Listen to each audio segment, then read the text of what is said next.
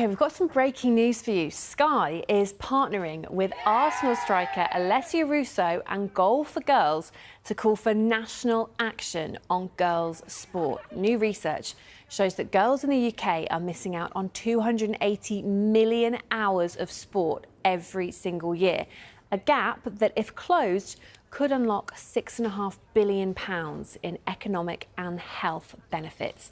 Well, our presenter, Vicky Gomersall, sat down with Russo, with the Sky Chief Executive, Dana Strong, and Girls for Goals Chief Executive, Francesca Brown, to find out more.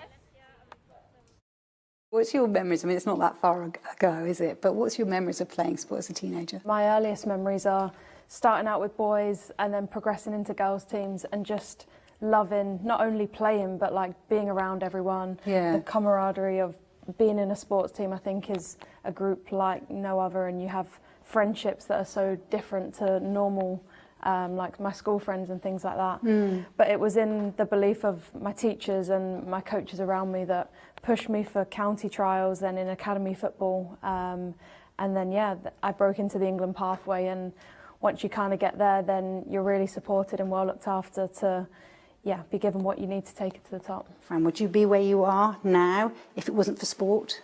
No.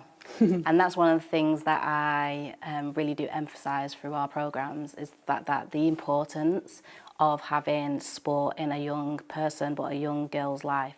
Sport for me saved my mental health, so I try and educate the young women and girls on the importance of sport and how that helps your mental health, but how that also allows you to build on all the qualities that you have. I call it a superpower, all them superpowers that you have to get to where you need to get to in life. And Dana, it's not just about health we're talking about here, is it? The impact is quite profound. Yeah. And so one of the things that we found, which was, it makes sense when you think about it, but when you see it in black and white, it's quite amazing, is that participation in sport is as great an indicator for girls becoming successful later in life as a university degree. That's amazing. Which is amazing. Yeah. So when you, and actually what makes sense is in retrospect, and you think about it, and I don't know about you, but for me, I know for sure I wouldn't be where I am in my professional life if I didn't have the upbringing in sport that I had, you know, that community, that sense of confidence, that drive, that, you know, everything that you get through learning how to be a team member is such a crucial part of development and has served me very well. So when you think about it in retrospect, it makes sense, but to see it coming through in the statistics, and that's really where the economic impact comes from. And when you think about multiplying that out across all of the girls and all of the years and all the hours, it adds up to about 570 million a year in impact, which is quite extraordinary in terms of the contribution to the economy we're missing out on by girls dropping out of participation. So it's a big opportunity. Yeah, it's a huge opportunity. And you've got the Alessia Cup. What's that all about? Tell us more. Yeah, we're excited. It's been in the works for a little bit.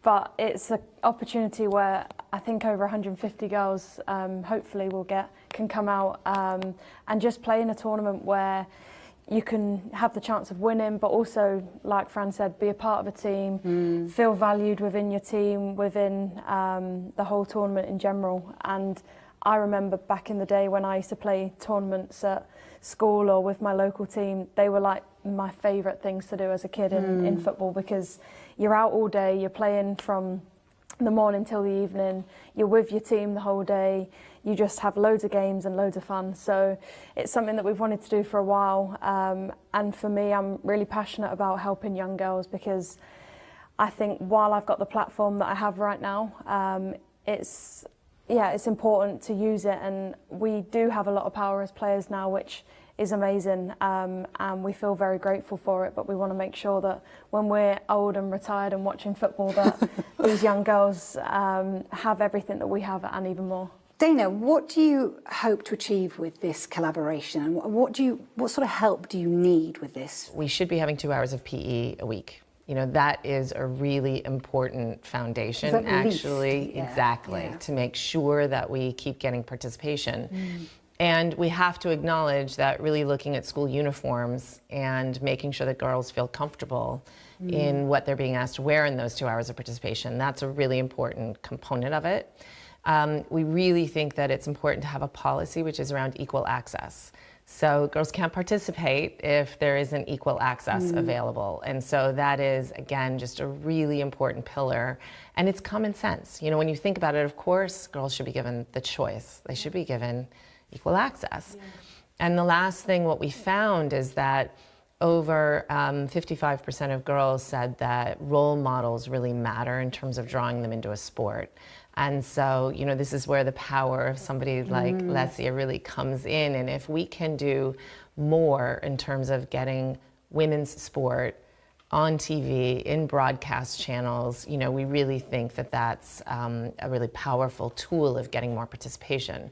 So what we're asking government to consider is the importance of giving a tax break on the production side of putting women's sport, that you can do more games, more sport, and really just start to raise the profile of amazing female leaders like Alessia. We are fortunate enough as athletes that we're given these 60,000 stadiums, these TV games all the time, and not only that, you can see us on TikToks and podcasts and Instagram, and I think that when you can see something, you can really feel that, all right, maybe this could be me one day. What do you hope to achieve with this? And one of the main things for me which was shocking was like the 280 million hours a year which is lost out through obviously your Sky's findings through sport for young women and girls.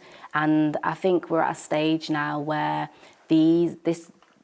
those statistics shouldn't be the case. We should be able to collectively, you know, find the resources, allow the girls to have the access that they need at the stage that we are within women's sport. So if we were going to finally just look back on this in 5 years' time, 10 years' time, what will we hope to have achieved then, do you think?